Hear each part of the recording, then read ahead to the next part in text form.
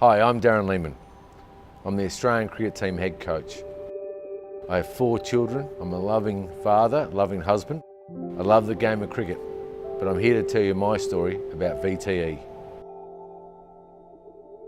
I had an operation on my Achilles going back in 2007, and I was in hospital for about a week.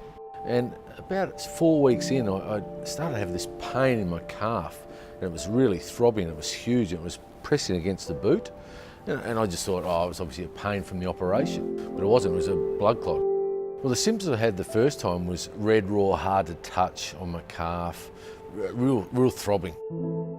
The second time, however, it was more swelling, but it wasn't as painful. It was more like a calf strain, if you like. So both times, until you have a scan, you don't really know what's happening there. Deep venous thrombosis, or DVT, which is actually blood clot that is in the leg, can cause long-term impacts on the patient, and this is a condition called post-thrombotic syndrome.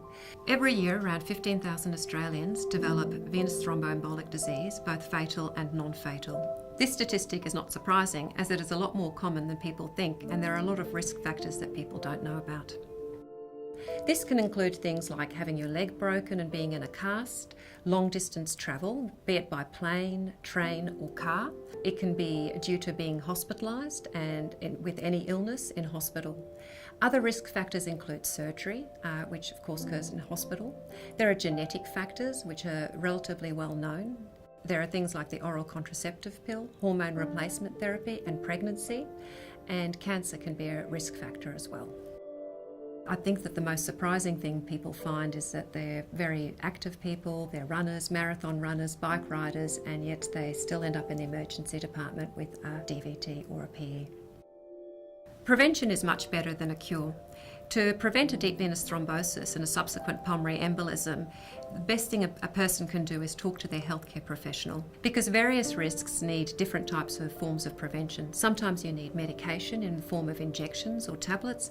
Sometimes you need mechanical compression, which includes stockings on the legs, to prevent a deep venous thrombosis from developing.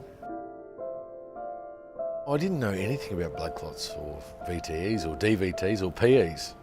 For me, it was a guy from Gawler just travelling, playing the game of cricket.